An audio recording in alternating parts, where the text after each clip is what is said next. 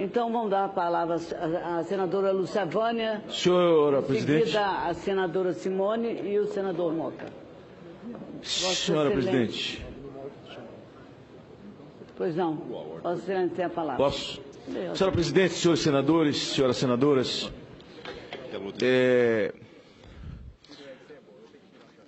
Hoje, nesse plenário,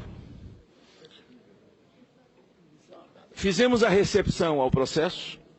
Amanhã, às 10 horas, a comissão será instalada, que era uma expectativa grande do país, e foi isso, o debate foi em torno dessa questão, e em torno de uma questão de ordem do senador Capiberibe, e que é uma proposta de 6 senadores, alguns com posição definida e outros não.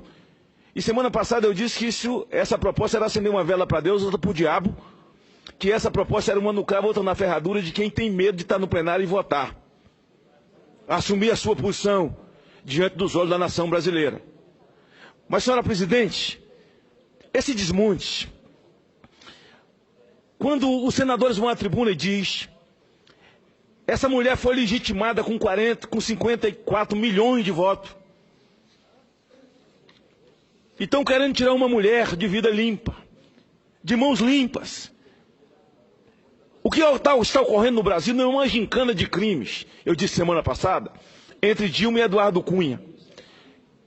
Ele tem dinheiro na Suíça, ela não tem. Ele tem conta em paraíso fiscal, ela não tem. Ele roubou no Rio, ela não roubou. Ela tem mão limpa, ele não tem. Não é uma gincana.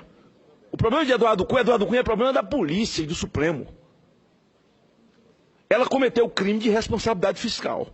E eu dizia que me assusta uma coisa, senador Paim. É agora os discursos que falam mal de Romero, falam mal de Temer, falam mal do PMDB. Mas o ano passado, no final do ano, eu fiz um discurso indignado no parlamento da Câmara, numa reunião, numa sessão histórica do Congresso Nacional, em que Romero, o senador Renan, o PMDB, todos sentados à mesa, esticava a lei de responsabilidade fiscal na marra para caber 1 ano e 4 meses de pedalada de Dilma. Ali o PMDB era bom? Temer não tem voto, o cara tem 8 mandatos. Se botar 100 mil votos um pelo outro, pelo menos 800 mil votos ele levou para ela. O cara não tem. E o montante de votos desse PMDB? Eu dizia semana passada, então por que ela não foi buscar Levi Fidelix, para ser o vice dela? Por que ela não foi buscar Luciana Genro?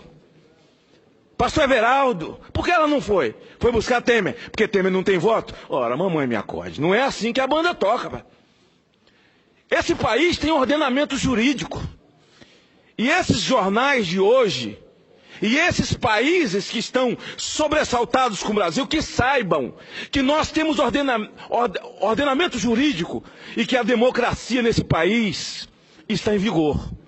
Senhora presidente, eu estava vendo no YouTube uma entrevista de Zé Jorge, que foi candidato a presidente pelo PV. E depois li uma de Gabeira. Senador Hélio, senadora Simone, interessante o que eles disseram. Gabeira disse, olha, nós somos da luta armada. O Zé Jorge disse a mesma coisa. E nós que pertencemos à luta armada... Zé Jorge ou Eduardo Jorge? Eduardo Jorge, desculpe. Muito obrigado. Eduardo Jorge. Nós que pertencemos à luta armada, nós não estávamos defendendo democracia, não. Dilma nunca defendeu democracia, ela era da luta armada. Nós estávamos defendendo, era a ditadura do proletariado. Nós éramos contra a ditadura militar, mas nós defendíamos a ditadura do proletariado, é tanto que Cuba tornou-se o nosso quartel de treinamento. Está lá no YouTube. Quando ela vai e diz, eu defendia a democracia, são os líderes daqueles movimentos que estão falando isso hoje. Ela nunca defendeu democracia. Ele disse, então chegou um momento que se entendeu que pela arma não se tomava aqui no Brasil. Decidiu-se então comer pelas beiradas até chegar ao poder. Depois que chegar ao poder, aparelha o Estado e aí faz o que nós queremos. É só entrar no YouTube, pelo amor de Deus. Pelo amor de Deus, eu fiquei sobressaltado com isso. Fui ver lá o Eduardo Jorge, fui ver o Gabeira falando. E quando a presidente Dilma diz, não, eu lutei pela democracia, diz, não. A gente queria era a ditadura do proletariado mesmo, contra a ditadura militar. E o Eduardo Jorge diz uma coisa, eles fizeram muita maldade conosco, a ditadura militar. Mas nós também fizemos muita coisa, nós não era fácil não, na entrevista dele. Então essa história de posar de Madre Teresa Dilma de Calcutá, nesse momento, de que eu estou sendo injustiçada, estão tirando uma mulher de mãos limpas. Ei, doutora, nós não estamos falando de crime penal. Nós estamos falando de crime de responsabilidade fiscal que fez de milhões e milhares de prefeitos nesse país que nunca mandaram matar ninguém, ficha suja, porque tirei o dinheiro da educação para pagar salário. Ponto, cometeu um crime. Senhora presidente, senhores senadores, uma outra coisa que eu quero chamar a atenção nesse momento. Quando eles dizem, mas Fernando Henrique também fez, o Lula também fez. Alguns senadores, quando o TCU votou que houve crime, que houve pedalada, eles resolveram assumir. Fizeram esse discurso e nesse primeiro momento assumiram. Eu vi o meu amigo, o senador Lidberg, na tribuna dizendo assim, não, realmente ela fez as pedaladas mesmo, mas foi para pagar os programas sociais, foi para pagar a Bolsa Família. O Lula fez um discurso em São Paulo, dizendo, não, Dilma fez pedalada, ela fez, mas foi para pagar os programas sociais, Bolsa Família, Minha Casa Minha Vida. Senadores todos da base disseram isso. Deixa eu falar uma coisa para a senhora. Desses 53 bilhões do primeiro furo, Vossa Excelência é a presidente da Comissão de Orçamento, só 1,5 foi para a Bolsa Família. Isso é brincadeira. Isso é brincadeira. Isso é brincadeira. Agora eu quero encerrar minha fala dizendo o seguinte, senadora Rose, senador Paim. Quando o presidente Lula, em um dos seus telefonemas dos que vazaram por aí, ele disse que os ministros do Supremo não tinham saco. Ele não era homem. Mas o processo dele estava na mão de Rosa Weber. Eu espero que ela tenha saco, ele falou. Eu não vi nenhuma senadora aqui ir para a tribuna, senadora Vanessa, que é tão atuante, dizer que o Lula afrontou as mulheres, que ele ofendeu as mulheres do Brasil. Porque se fosse eu, ou um Bolsonaro, se fosse qualquer um outro cidadão comum, eu não vi um discurso nenhum. Em seguida, a gente ouve essa pantomima toda dos votos na Câmara. Votar em nome de Deus. Quer dizer, o nome de Deus só presta na hora da eleição. Zombaram, fizeram anarquia. Não vi ninguém falar aqui da cusparada que Jean Willis deu no rosto de Bolsonaro. Agora imagine o contrário. Se Bolsonaro é que tivesse cuspido na cara de Jean Willis. Aí o circo estava armado. Eles iam para o Supremo contra ele, iam para a Janot contra ele, comissão de ética, vamos tirar o mandato desse troglodita. O senador Lidberg estava admirado do que estava acontecendo nas pesquisas com o Bolsonaro. É o efeito Donald Trump nos Estados Unidos. O povo cansou de quem mente. O povo cansou de ser usado pelas pessoas, depois descobre que foram usados para levar para o poder pessoas que quiseram aparelhar o país para tirar proveito para si e para a sua própria família. É por isso que ele está crescendo nas pesquisas. É por isso. O povo se cansou de mentira. Quero falar uma outra coisa. Agora, eu acreditei nesse processo, nesse projeto. Eu viajei esse país defendendo Lula, depois a Dilma. O Brasil sabe disso. Quando Dilma ganhou a eleição, no segundo turno do primeiro mandato, aqueles e-mails do efeito Marina Silva que levou Serra para o segundo turno, eu cruzei esse país.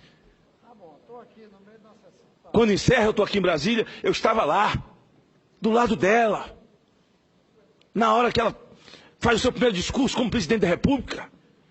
E eu com milhões de brasileiros. Como eles dizem, não, ela representa 54 milhões. Então pega esses 54 milhões e manda todo mundo ir para a rua defender ela.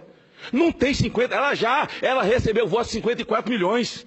Hoje, pelo menos desses, tem 35, 40 que são absolutamente contra e quer vê-la pelas costas. É por isso que eles só falam para a militância. Eles não têm discurso para poder falar com a nação, porque não tem discurso de nação. A nação descobriu a farsa. Agora, quando terminou a eleição, eu crédulo, larguei minhas filhas em casa, Vossa Excelência do meu estado, aliás, que sempre me apoiou, sabe que eu morei 29 dias dentro de um jato, defendendo Dilma país afora. E depois a minha decepção, a minha vergonha, porque descobri que eles estavam escondidos atrás de um biombo. Eles nos usavam para preparar um país, para que eles pudessem tirar o leite, tirar o suco, deixar essa bucha que nós estamos vivendo hoje.